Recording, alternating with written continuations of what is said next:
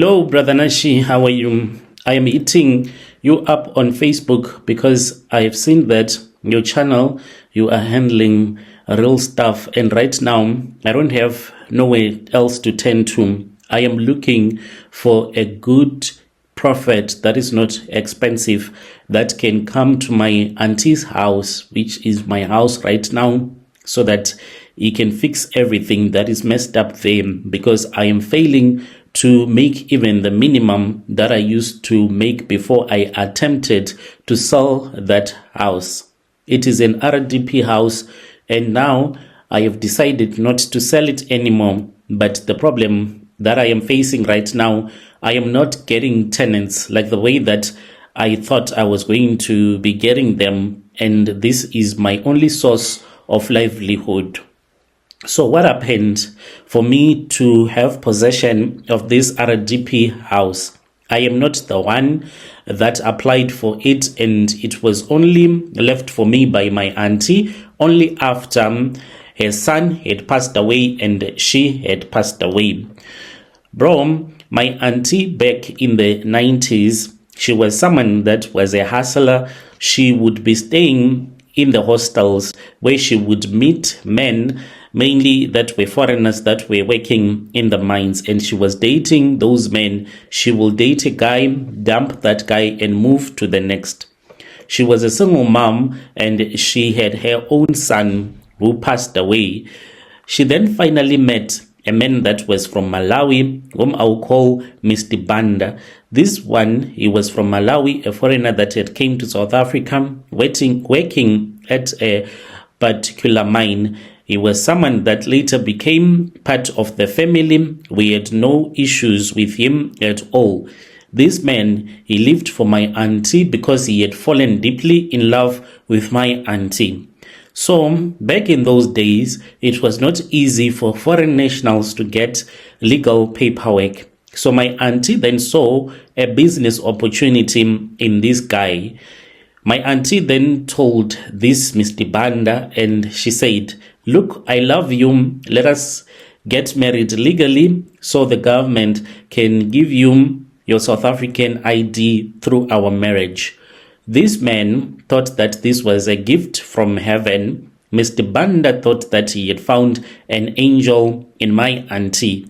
He then agreed, they got married, and his papers, they went through. But what he did not know was that my auntie had already been planning. My auntie told my mom straight up when she started to date this man that I am never ever going to have a child for this Malawian man. This one, she was going to use him as a stepping stone to do what she always wanted to do rentals and accommodation. And she was never going to have another child except for the child that she had. So what she did in secret was that she was on a family plan for years, because to him, this Malawian man was someone that was just going to provide money, and after she would have provided money when she was financially stable, dump him. And let me tell you, Brother Nashi, Mr. Banda was working like a slave for that woman. He started a small business from the money that he was getting from the mine, eventually bought a Toyota Quantum taxi. They put it on the road. Everything that they bought was in her name. Around 2002, my auntie was allocated a government RDP house. Because Mr. Banda had cash, he did not leave it. Because he had cash, he then did not leave it the way that it was. In the inside, my auntie started renovating because she had future plans of putting tenants there. And it was one of the most beautiful, neat house. Tiled floors, nice bathrooms. We had everything when we were still growing up, staying at my auntie's house. So my auntie, what she did behind closed doors was that everything that they had was in her name. The taxi, RDP house, title deed, bank accounts, everything under her name. So Mr. Banda did not mind because according to him, in his Malawian culture, a man lives for his wife. So he trusted my auntie with all of his wealth that he was building in South Africa. Around 2008, that was when my auntie's only son was involved in a terrible car accident. He was coming back from a party. Unfortunately, he passed away. When he passed away, then my auntie, she was so depressed. When my mom even encouraged him to have another child with a Malawian man, she said no. She said that she was not going to have a child with a foreign man. So after that, that was when my auntie decided that she wanted this man out of her life completely. But she did not want to divorce him normally because she did not want him to get anything out of their marriage. So before she could do that, that was when she came up with this plan. I still remember when my uncle, he has passed away, came to collect my auntie. It was on a Monday morning, and then they went to a police station.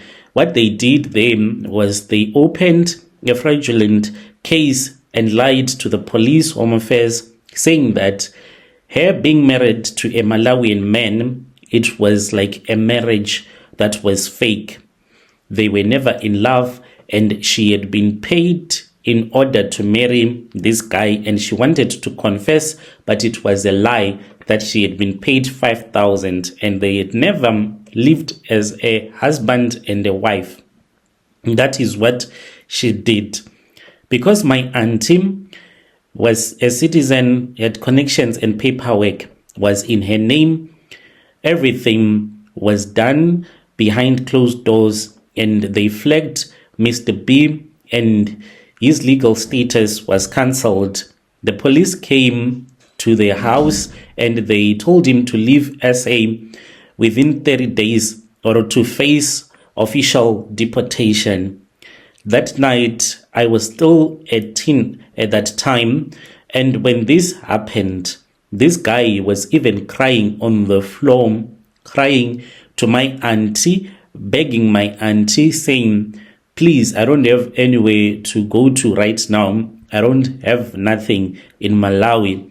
At least give me the taxi so that I go with it to Malawi and start afresh. But my auntie, she laughed and she did not respond and said, speak with the police.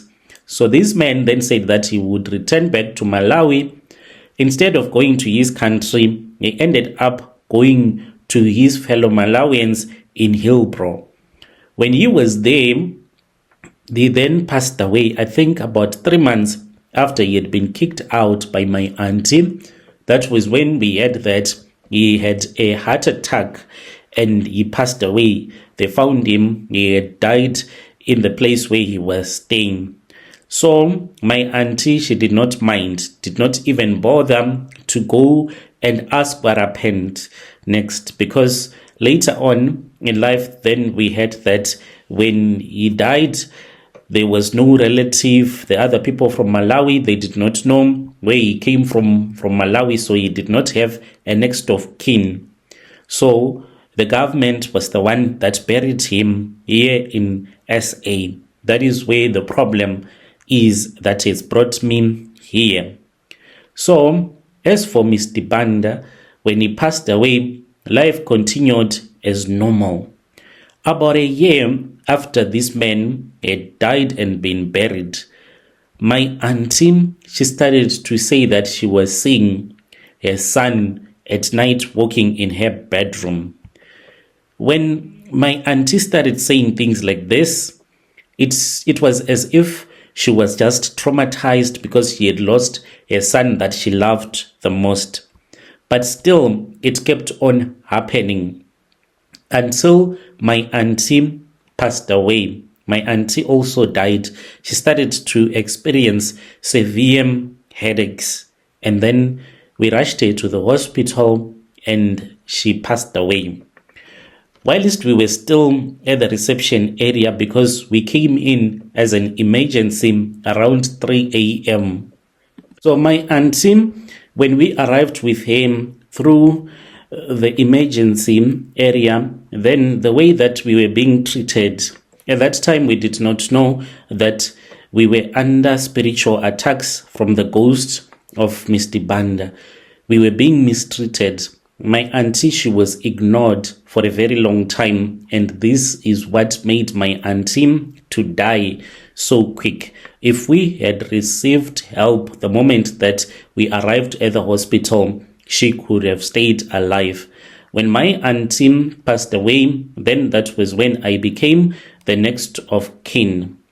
After that, then I started to run the taxi business. Unfortunately, I was not used to be handling money. Money was coming in from the tenants and money was coming in from the taxi. I was not saving anything. I was just saying, if anything breaks, then month end I'm going to fix it when the people that are tenants are going to pay me money. I was broke. Then I wanted to buy groceries and electricity, and I sold my auntie's TV, the couches, things in the kitchen, so that I can just survive until there was nothing but a single bed and a few clothes that I could not sell. I then started to sleep in the living room, and the other rooms I put tenants. From there on, I saw that the money that I had was still not enough. As for the taxi, I ended up selling it because it had hit the top of the engine and I still did not have money to fix it. I then built myself one shack at the back of the house. That was the room that I was now personally using. And now I was living hand to mouth. I had to wait until it was the end of the month for the tenants to pay me something. So, because the money that I was getting, I would get it and it would be finished so quick, and I was starting to owe money at the municipality. I then came up with an idea. One day I was with my friend and he said, maybe if you sell the house and then you can get money and you can start another business. I was thinking of going to stay with my mother because she also had her own RDP. And I said, why do I need a house when my mom has her own house? So I then met this other couple and they had money. They wanted to buy that RDP house, but they were from Mozambique. When we tried to do the process, Brother Nashim, I had a terrible headache whilst I was speaking with them. I started to feel like there was something that was holding me and choking me by the neck. I could not even breathe. And I said, I will do it another time, we'll meet. Because they were Mozambicans, I was afraid that maybe these people, they were witches. Why is it that when we were having this meeting, now I was feeling someone that was choking me? Those people, they were even surprised because they had hard cash for the money. Later on, I managed to meet another couple as well. So this couple, they were South African, but they were from Devon. They said that they wanted this RDP house and they had money, and I met them through Facebook. They told me that they could give me at least 60,000 upfront and we will talk after that. I said, that is a lot of money for now. Let me see what I can do. So when they came, we met, I did an affidavit, and then they said that they wanted my account so that they can put the cash. I then gave them the account number and they deposited the money. So that very same afternoon, I then went to the ATM. I just wanted to go and collect some hard cash. Brother Nashim, when I was waiting in the queue, I felt that there was someone that was standing behind me. The moment that I was now standing in front of the ATM, I had someone slapping me so hard. I was even shocked. Just that I was in a public space, I could not scream, but the pain that I felt, I nearly even forgot my card inside the ATM machine. The next person that went to the machine called me and said, "You forgot your ATM card," and I took it. Returned back home. At night when I had a dream, I was told by a ghost of that Malawian man that I saw in my dream, and he said that if I was going to sell that house, I am going to die. I then called that man and I said, "I am going to return you back your money, but now I am short 200 rand. I'm going to see where I can get the 200 rand, but we can't go forward with the sale of this house."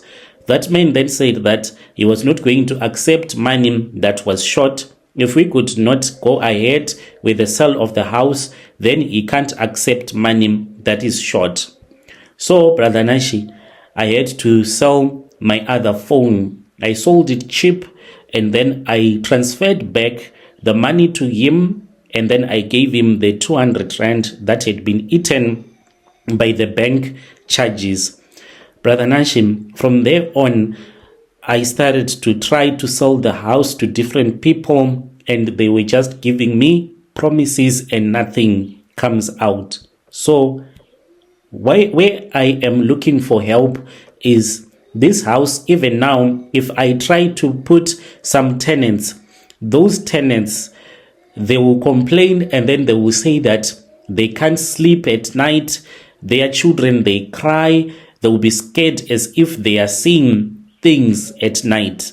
If someone that has a young child stays at this house, they won't even stay for more than 2 weeks. They will say that, "I just want my deposit money.